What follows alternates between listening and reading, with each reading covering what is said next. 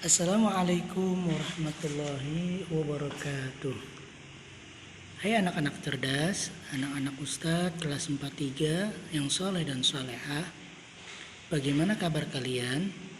Mudah-mudahan kita semua selalu dalam lindungan Allah Subhanahu wa Ta'ala.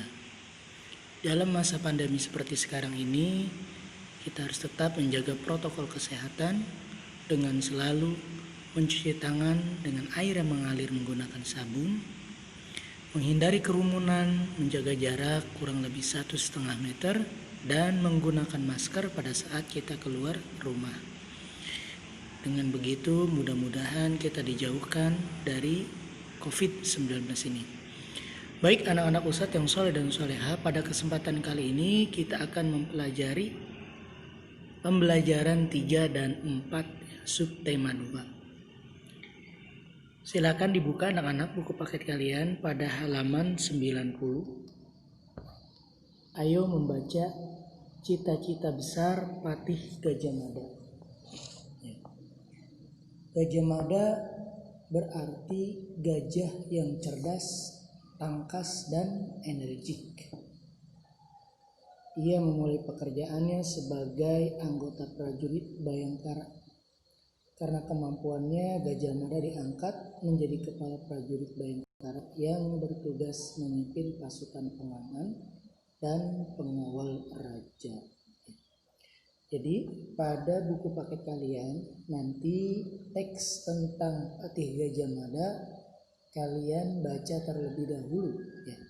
Karena nanti ada beberapa soal yang harus kalian jawab pada halaman 92. Arti nama Patih Gajah Mada memiliki arti apa tadi yang kita sudah baca? Gajah yang cerdas, tangkas, dan energik. Cita-citanya apa?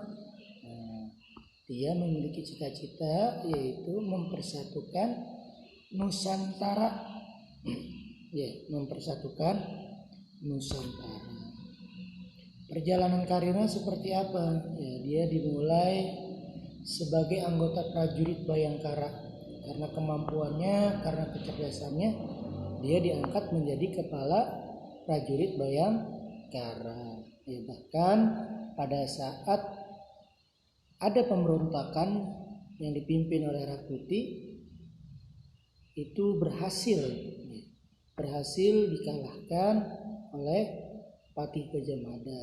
Sehingga Patih Gajah Mada ini menjadi Mahapati atau menteri besar pada masa Ratu Tribhuwana Tunggadewi. Kemudian dia juga menjadi Hamangkubumi atau Perdana Menteri yang mengantarkan Majapahit ke puncak kejayaannya. Sikap dan nilainya, sikap dan nilai yang bisa kita contoh yang pertama cerdas, ya, tangkas, energi, memiliki cita-cita yang tinggi, ya kan? Gigih, berjuang. Ya, jadi untuk memudahkan kalian mengisi titik-titik di bawah ini, maka kalian harus membaca terlebih dahulu teks tentang Patih Gajah Mada. Membuat puisi. Nah, di sini di halaman 93 itu ada puisi karya Salklana dengan judul Mahapati Gajah Mada. Silakan nanti anak-anak dibaca ya, kemudian diisi beberapa pertanyaan yang ada. Keragaman suku dan budaya di lingkungan sekitar. Ya, ini negara kita, negara Indonesia, Negara Kesatuan Republik Indonesia atau NKRI, itu memiliki keragaman suku, ras, agama, budaya, seperti pelangi yang berwarna-warni indah. Hal ini bisa kita jaga, hal ini bisa kita banggakan, karena keragaman yang begitu beraneka macam, beraneka ragam, kita tetap harmonis. Karena kita menjunjung tinggi yang namanya toleransi, menghargai orang lain, ya, tidak mengolok-olok atau mengejek suku agama orang lain. Dan kita juga tidak boleh terlalu fanatik terhadap yang kita miliki. Umpamanya kita berasal dari suku A dan kita merasa suku A itu lebih tinggi daripada suku-suku yang lain. Nah, ini tidak boleh, karena nanti akan menimbulkan konflik yang akan memecah belah negara kesatuan Republik Indonesia. Sumber daya alam yang ada di sekitar. Perhatikan daerah di sekitar tempat tinggal kalian. Amatilah beberapa sumber daya alam yang ada di sekitar kalian. Apakah manfaat dari tiap sumber daya alam tersebut? Catatlah sumber daya alam tersebut dalam bentuk tabel seperti berikut. Ini ya. Jadi nanti anak-anak memperhatikan lingkungan sekitar kalian. Namanya sumber daya alamnya di situ ada air ya, terdapat di sungai. Manfaatnya apa? Untuk mengairi sawah ya.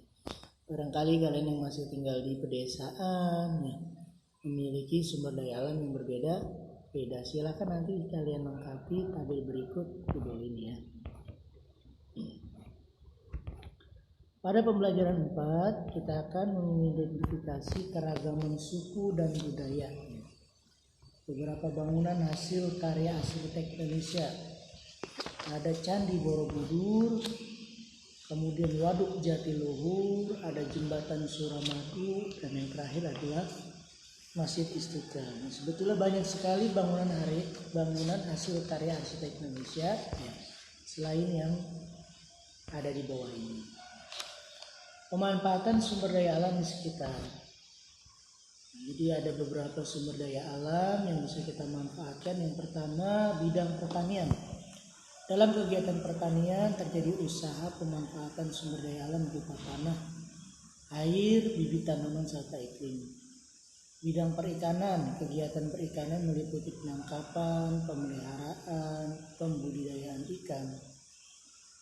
Bidang pertambangan, negara Indonesia merupakan negara yang kaya akan sumber daya alam berupa hasil tambang. Pada bidang peternakan merupakan kegiatan pemeliharaan dan pembiakan hewan ternak untuk diambil hasilnya. Peternakan yang banyak diusahakan Indonesia berupa peternakan sapi, ayam, itik, kuy dan kerbau. Ada perkebunan. Perkebunan adalah usaha budidaya tanaman musiman atau tahunan yang lahannya yang relatif luas. Komoditas perkebunan yang dikembangkan di Indonesia antara lain teh, karet, kopi, kelapa, coklat, dan kelapa sawit. Ada juga di bidang pariwisata. Kebutuhan akan kenyamanan rohani bisa didapatkan dengan cara berwisata, traveling atau refreshing ya. Alam yang terbentang indah berupa lautan, pegunungan, danau, air terjun dan sebagainya memberikan manusia kepuasan tersendiri. Memahami makna puisi. Untuk memahami makna puisi ya, ini harus kita baca terlebih dahulu ya. Terlebih dahulu ada di halaman 106 karya Rasti dengan judul Sahabat Sejatiku. Setelah nanti kalian memahaminya, silakan nanti kalian isi maksud dari karya Rasti dengan judul Sahabat Sejatiku apa. Silakan nanti kalian tuliskan pada buku paket kalian. Ya. Kerjakan latihan-latihan soal ini dengan penuh tanggung jawab dan kesadaran. Ya, memang dalam masa sulit sekarang ini banyak sekali rintangan yang akan kita hadapi, terutama keinginan belajar ya, keinginan untuk membacanya itu agak sedikit berkurang. Dan Ustaz juga menyadari hal itu. Ya. Oleh karena itu kita tidak boleh berputus asa. Ya. Mudah-mudahan ke depannya kita bisa bertatap muka kembali ya. Sedangkan dan kita berdoa mudah-mudahan pandemi ini segera berlalu ya, agar dijauhkan betul-betul dari bumi Nusantara kita ini. Tetap semangat anak-anak soleh dan soleha, tetap belajar ya. Kejarlah mimpi kalian, cita-cita kalian. Cita-cita kalian itu akan kalian bisa raih sejak dini, sejak sekarang ini, tergantung dari kesungguhan kita ya. Dan Ustaz doakan mudah-mudahan kalian diberikan kemudahan dalam memahami pelajaran dan juga diberikan kesehatan oleh Allah Subhanahu wa taala. Kurang lebihnya mohon maaf. Wassalamualaikum warahmatullahi wabarakatuh.